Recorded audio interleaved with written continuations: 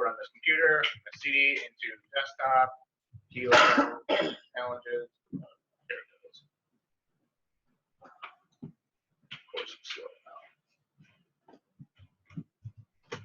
now. Open this into a window. I'm going to. I don't want to do that. Controller. I'm going to make a new directory called Django ORM example. CD Django ORM example. Tom? Yes. During the break, are we gonna have like challenges to do? Not specific. You're not going to assign challenges. There are going to be some goals that I want you to have, like create that personal website for the github.io, whether it's a github.io, create a personal website. If you need to make up any assessments, go ahead and do that now. I mean, that's the best time to do it. And just the curriculum is just going to pick up a lot over the second half. And then I'll outline, Noah and I will outline what kind of expectations over the break. We don't want you not to be coding over break. That's not at all fun. All right. Okay. Thanks. So Django ORM. So if I wanted to create a brand new Django project, what's the first thing we should be doing? We did it once. What's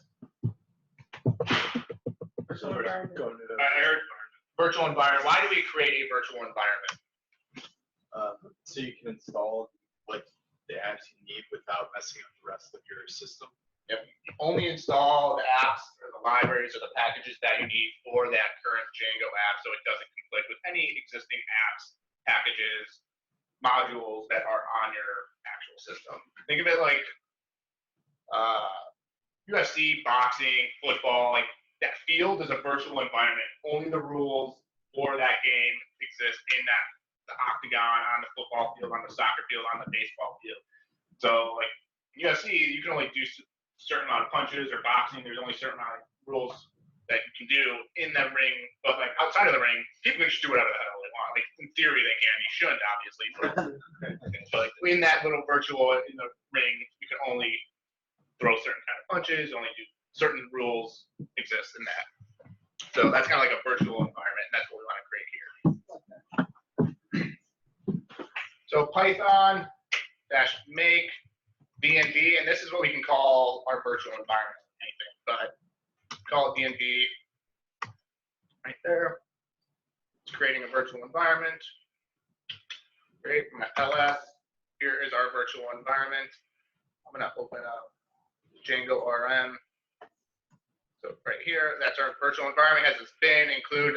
So all of our packages that we install are get installed in here, and like this has, there's nothing in here, but there's all this like activate, all this stuff is already comes with a virtual environment.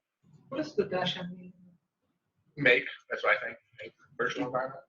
Could be totally wrong, but that's what I've heard of that. So now I want to go into the virtual environment. So I need to load its source, the name of the virtual environment. So if I called it something else, whatever, -bin activate. But since I called it DNB activate it, now I'm currently in the virtual environment. So it's completely separate.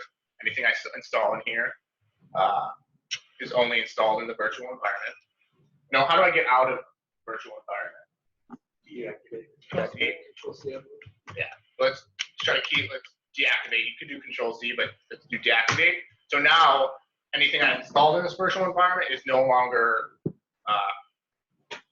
active, or no longer is included in where we're currently at. So in order to activate it again, I should do source and deactivate.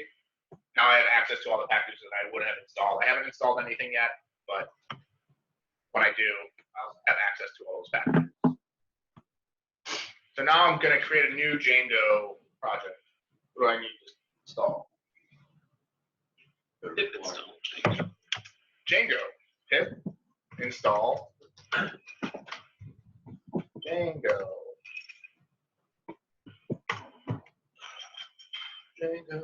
I really like that requirements load up all those libraries in one go.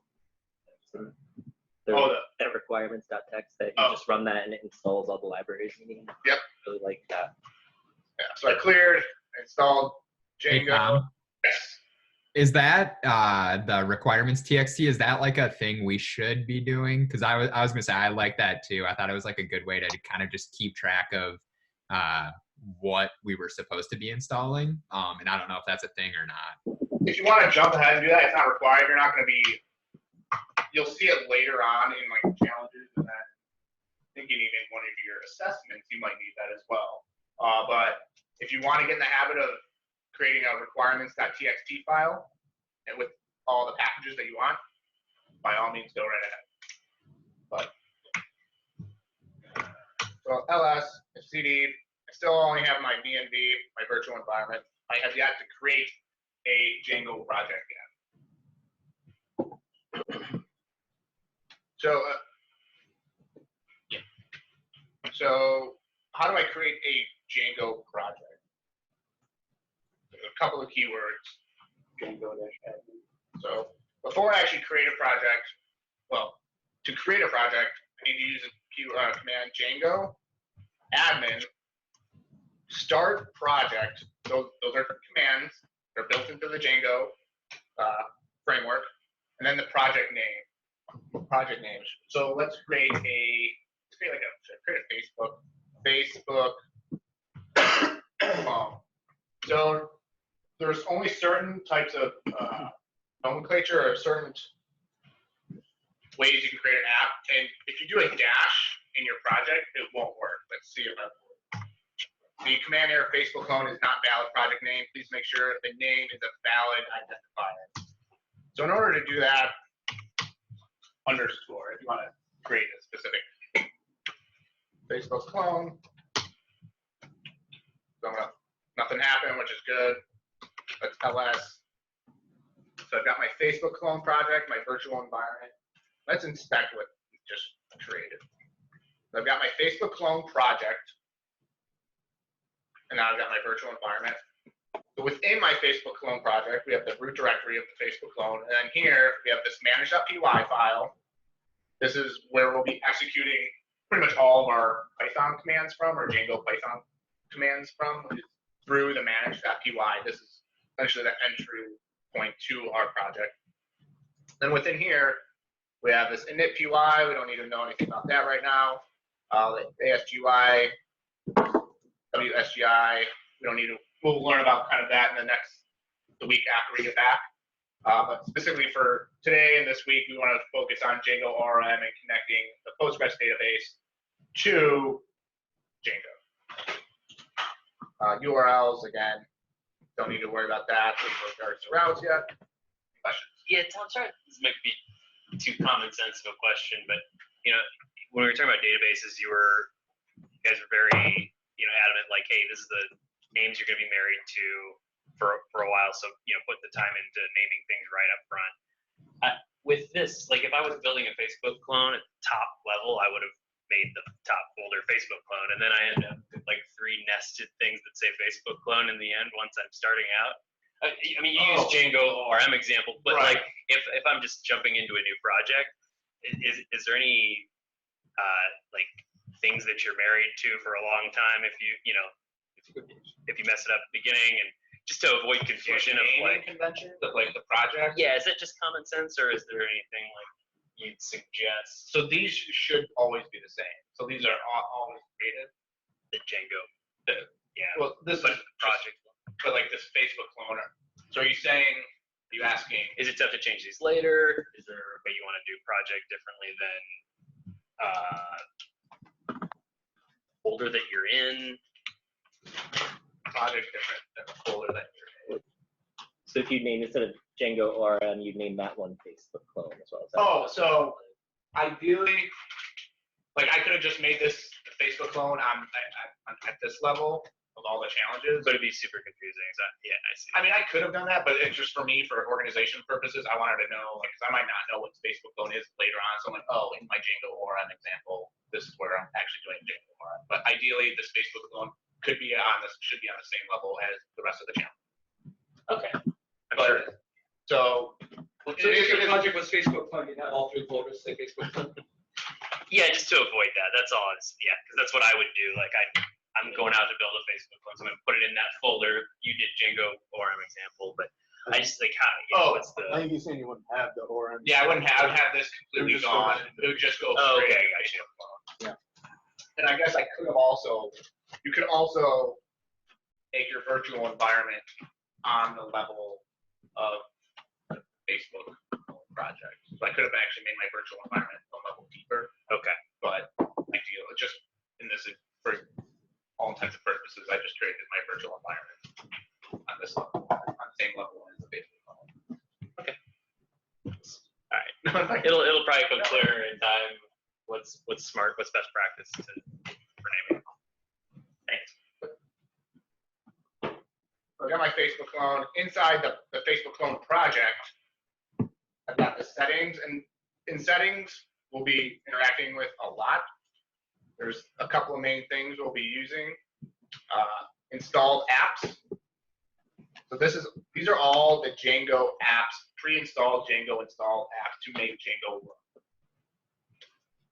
You really don't need to worry about this. You don't be messing with that much. Middleware, don't worry about it. Templates, nothing. WSG application, Facebook clone, don't. But here in databases, we'll want to also, this is where we connect our database for this project. For now, we don't have a database, so let's go ahead and create that.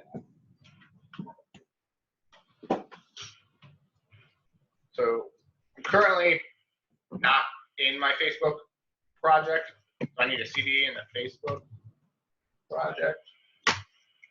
Then here's the manage Facebook clone project and a PY on this level. So let's actually create a database called Facebook project. How do I create a database in Django? Create database, like create DB, it's a Facebook project. All right, great. Now PSQL, Facebook project. Wait a minute. Did not find any relation.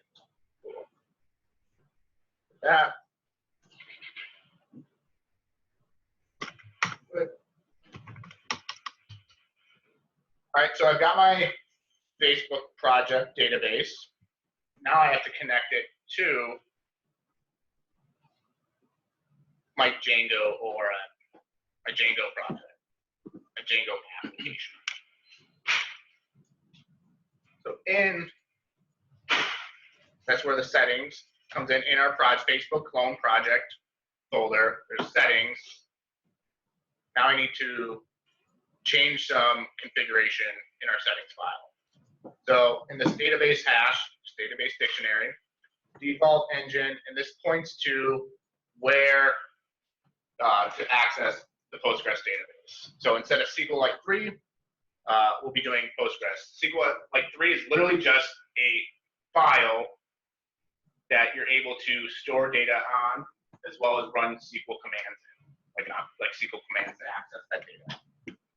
For very light applications, you'll see this in some of our future challenges. We're just going to be using SQLite databases so you don't have to create databases on your laptop or on your local machine. So we'll be using SQLite database a fair amount in upcoming challenges, but here we actually want to use a Postgres database. So PostgresQL, right? Is that how it looks?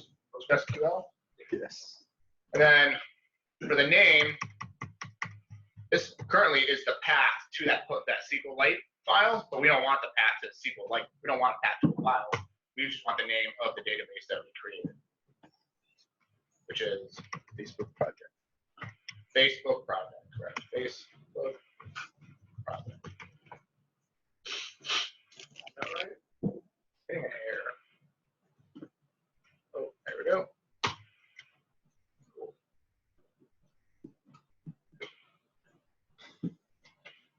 Clear. But I have to install something else that enables me to talk to to convert SQL commands or Python code to SQL commands. What Python library did we use prior that enabled us to use Python to write SQL commands? Sitecop G2. So I need to install that. Pip install Sitecop G2.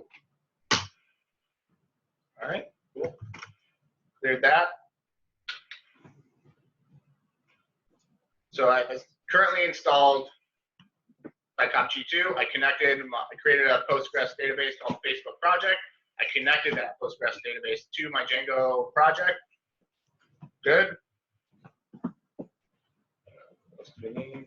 Number in our virtual environment, all fine and dandy. Great.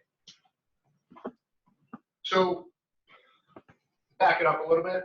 Django ORM. What is an ORM?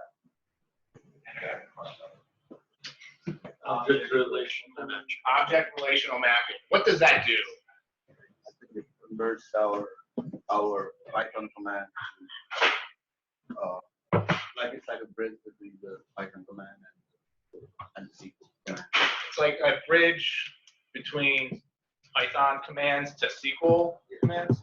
Pretty much, yeah. It's like Django wraps around SQL and enables you to write Python code, and it converts it to SQL commands. All right. So we're in our project. So like Facebook, if you think of Facebook as a project, projects have many apps in it. So if Facebook was an overarching project, what were our individual apps that Facebook would have within its ecosystem? Messenger is one of them. Marketplace. Admin. Group? What? Groups? Like Facebook groups? Groups. Yeah, that could be an application. Do they have anything like? Would WhatsApp be an application, or Instagram be an application, or those would probably be separate projects that are required by that? So yeah, so Facebook would have many apps. So the Facebook project has many apps, and that's how Django works. Django projects have many applications. So let's create an application. Let's create Messenger. Val said Facebook will have a Messenger app. So in order to create a new app, Real quick before we, so if we have multiple databases, we would just tack that on right after. Just do a new engine name or a new database method. I'm not quite sure the syntax, but you can use multiple different databases within the same Django app. One student did it last cohort. But yeah, there is a way to do it. All right. So now we're going to create an app called Messenger, right? So there's a keyword, Python. So manage.py. Start app is a Django command, and followed by the app name, Messenger. So Python manage.py, we're running that manage file, start app, Messenger. So over here, we can see that our Messenger app, a Messenger folder directory was created, which is our app. So everything that is involved with our Messenger app will be contained in here. So let's go back and look at the Facebook clone project, what it consists of, the ASGI file, the settings, URLs, the WSGI file. Now let's look at our Messenger app file, or directory. We have another folder called migrations, which we talked about yesterday. We'll continue to talk about today. We have admin. We're not going to go on that today. We'll get into that a little later on. We have apps. Again, don't worry about it right now. Why does it keep doing that? And then we have tests, views, and models. So up until this point, we've been dealing with models. And this is where like the next 3 days are going to consist of, is our models. This is where we're going to actually create our database tables. So utilizing what we've been learning, like Python object-oriented programming, we're going to continue to use that with building our models, and Django to convert those models into SQL query or SQL commands to create our tables. But first, we created our app. Now what do we have to do?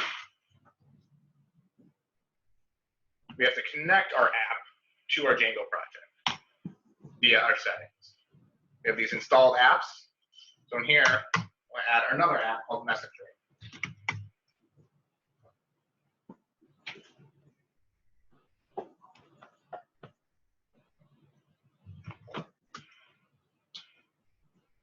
So Messenger apps, great. But now let's create some models for our Messengers app. So we have from Django DB import models. Models is a library located in Django, and the models library has classes associated with it. So class, creating a class name. What class should be involved in Messenger, the app? Recipient, not user, sender, recipient type of thing. That might work. Do sender. Kind of making this up on the fly right now. Sender. So the sender class that we're creating is going to inherit model methods and built-in methods from the model class from Django. And in here, so we have, what are some columns that we should have in our Messenger table? What is it? Name. Name. Name equals models, another class, do char field, max length equals 255. Sender, it's another one we can add. We can add email, models, dot char field, max length equals 255. You can add sent at, Timestamp. like a timestamp. Yep. So let's look at, not quite sure, off the top of my head. Django, not validators. Oh my God, got blank. What is it? Timestamp. Yeah, but actually, Django models fields. Is it bottom field? Data type or is it Data type. Column type. Column. Django model data types. Field reference, Django models. Look at that. Click on that. Quick example. Cool. We have a table. So models, class person, char field 130. This is literally what it's doing. Field types. Data. Date, time. Oh, hold on. All right.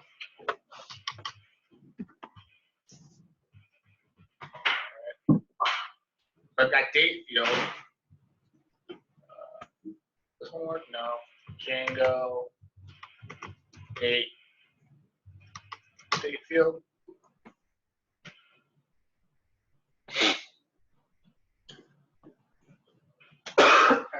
Field types auto. So I'm looking down here, char field. That's what we've been using. Date field, date time field. I think I want date time field because I want the time as well. So here's the class we're looking at. Date time field auto now false, auto now add false. I don't know what any of that means. So it looks like decimal field auto now. Copy. So right here, the auto now and auto now add option will always use the date and the default time zone at the moment of the creation or update. If you need something different, you may want to consider using your own callable default or overriding save instead of auto now, or using date time instead of field. No. Is there anything else? All right. So created at, do we want the auto now add? I want that to be true because once the user sent it, we want to timestamp that. Okay. Never used this before. Let's try it out. Models date time field auto now add true. That's how it works. sent that. Need anything else? Did that, sent that. I don't know, sent that. I would say I created that. Wouldn't you want to create like a separate class for like messages and then have someone at that one? Yeah, but just for all intents and purposes. Yeah. So I also saying once you just create a second class for messages, which is you would and have like a join table and stuff like that, but just for all intents and purposes for this lecture, just created that. Just name, email. I think that's good for right now. Why not? So once you're done creating all your models, tables you want, then you can go ahead and actually load your tables into your database. So how do we do that? If I wanted to.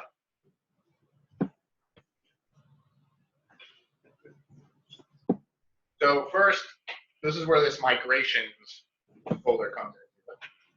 So we'll want to do Python manage.py make migrations. Now, if you just do Python manage.py, it's going to create all the migrations that haven't been created yet in the entire app. So, but if you want to just target a certain model that you're changing, so say you have an app that has 10 to 300 different models. You're only changing one table, one in all of those. You can just target that individual app. So Messenger. So if I just want to make migrations for the Messenger app instead of the entire Django project, I can use Messenger. So I created a model sender located in Messenger migration 0001.initial.py. That's what that is. This is literally just it's called a migration script. They're generally just scripts that are automatic, that Django automatically created for us. When it's ran, it creates or converts this Python code into SQL and creates a table for us. So once you create the script, the migrations file, you actually have to run that migrations file. So you have to Python manage.py migrate. So it's going to look through all the new migrations files that haven't been created yet and apply all of them. Alter permission usage. Man, I didn't want to do that. That's fine.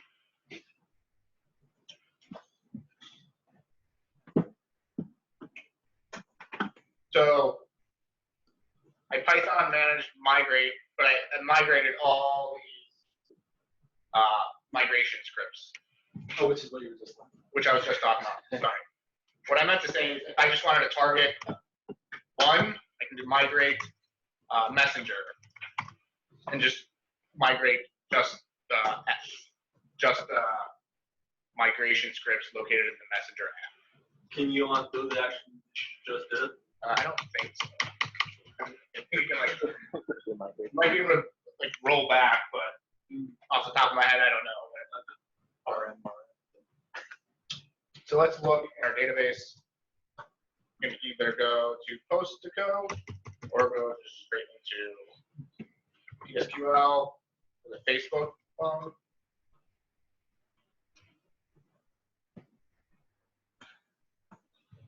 Oh, Facebook project, right? There's my Facebook project, LD. All these tables were created. There's my Messenger sender. So it's always the app name first, followed by an underscore, and then the name of the table.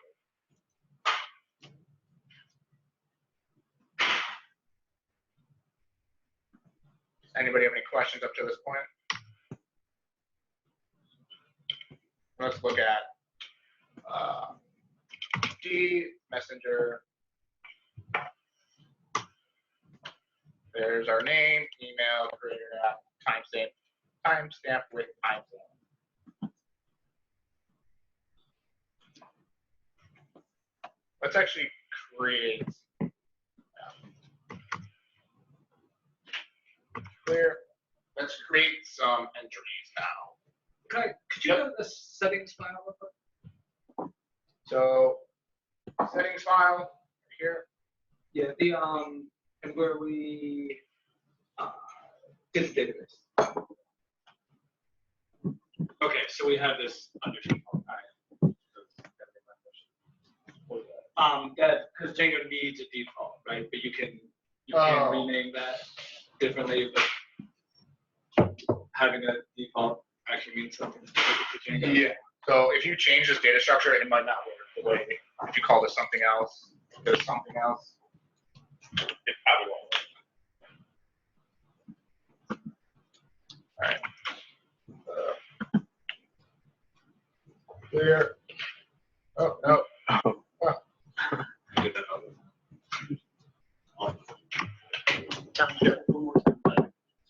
Migrations and migrate. So the difference between make migrations and migrate. So make migrations creates the migration script that makes the migration script before you actually migrate and make changes into the database. So you need to make the script first, and then you have to actually run the script. So the migrate, Python manage UI migrate actually runs the script. Make migration reads the script file.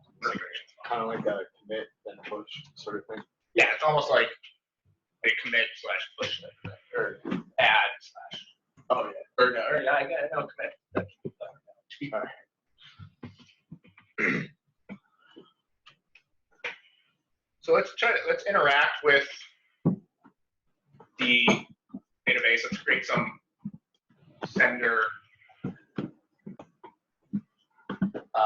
data. But first, in order to do so, you pip install Django Extensions. And we also have to add Django Extensions to our settings file. You're going to be adding Django extensions to your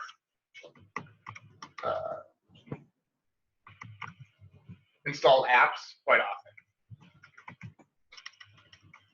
So just get used to adding Django extensions.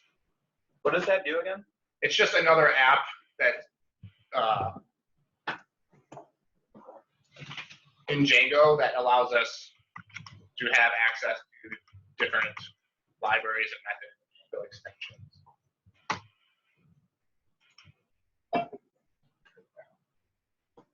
Just like custom extensions for the Django framework. Read the documentation. What does that? Right. So we want to get access to the Python shell. We did yesterday, Python install IPython.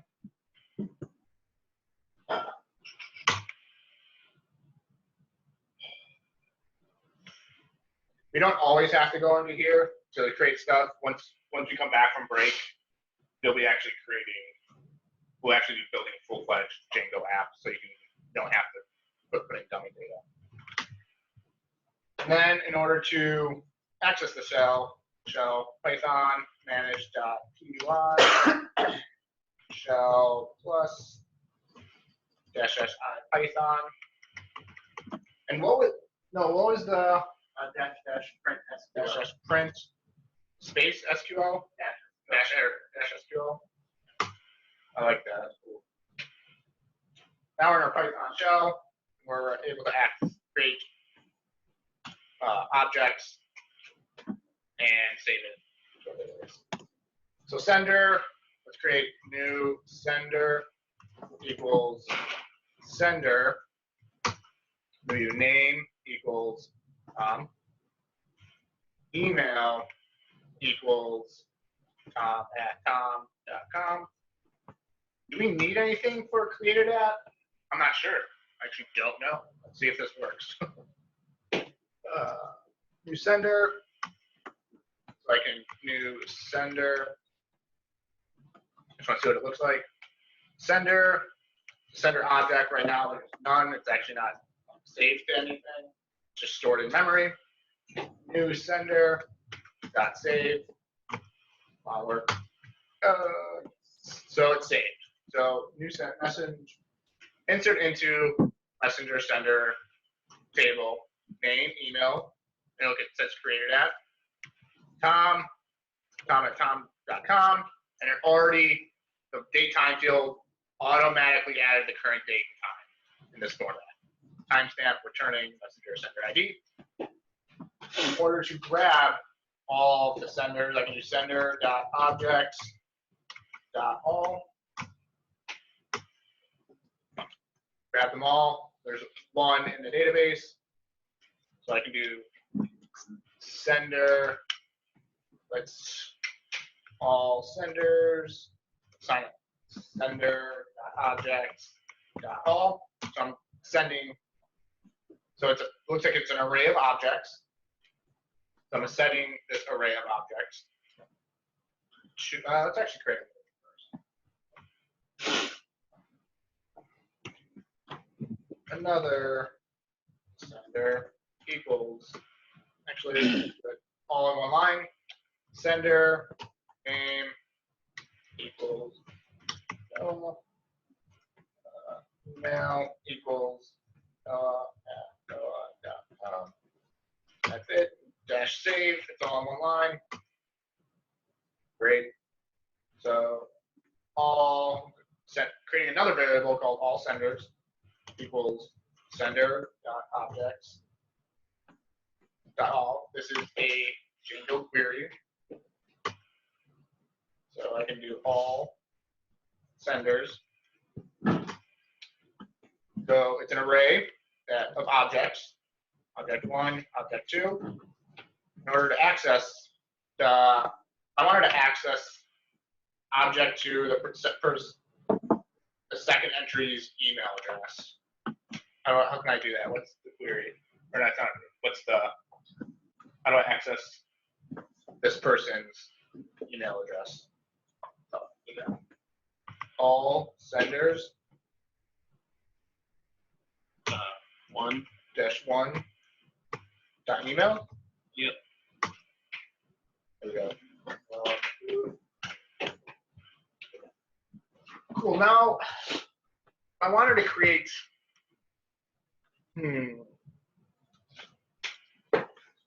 What if I wanted? I haven't done this before, but what if I wanted to ensure that the person who wrote their email was in a correct format? Like I had to add blank. Validation. I heard validation. I don't know what that is. Let's look at that. Django validation. Or I'm just gonna say example. So we need validation. So Django validators, writing validators. So it looks like we're gonna need this from Django core exception. I don't know what the hell is get text lazy as whatever. So this is when we're writing our own validator. So looks like we're creating a method called validate even. The if value, so we're passing some value. Modules 2, raise of error, value is not an even number. You can add this to a model field via field validators argument. So Django, looks like our models, my models. So this would be like the class sender. Models, even field, models, integer. So I can use passing a parameter called validators, equal it to an array called, within the array is the name of the method. And it looks like I don't have to pass anything in. All right, cool. I'm looking here on the side, we have writing validators. How do validators run? And it looks like I also have a bunch of built-in validators. Regex validator, email validator, URL validator, validate email. Is that a method? Looks because it's lowercase. I'm going to do email validator class, email validator. The error result. Whitelist. Let's just validate email. So they have a built-in. So they have a built-in method called validate email. I don't know how this works, so Django validate email example.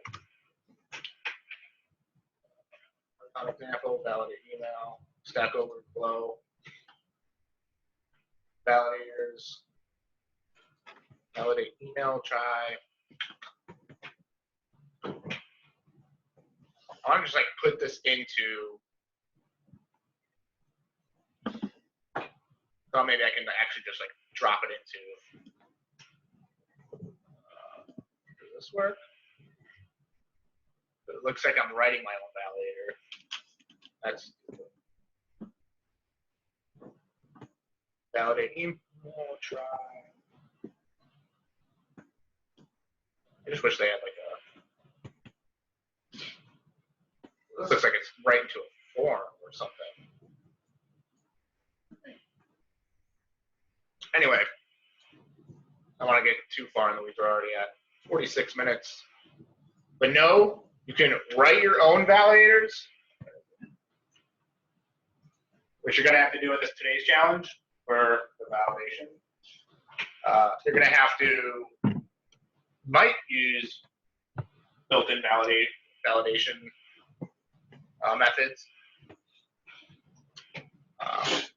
But does anybody have any questions? Yeah, just like actual real life stuff. Like, so if there's a email validator that has backend, do you essentially need one in the front end side as well? So it's like a double check. You need as many, yeah. At every point, at every point that data is being passed in somewhere, you should have essentially a validation. So at the front end, if you have a form and you're typing in the form, you should have some JavaScript that validates the email. Somehow you get hacked and they are able to bypass that form, or when they click submit, catch that data and they manipulate that data before it's actually sent to like the back end and they manipulate that. Yeah. So always have your validations. You should always have validators at your database right here, because this is the last line of defense. So they can inject any kind of text that a SQL query, or they can any kind of text that might, harm your database or your overall application. So this, at this level, the lowest level where you're actually writing your models, this is where, if anywhere, you should have your validators. Okay. Then we have any questions?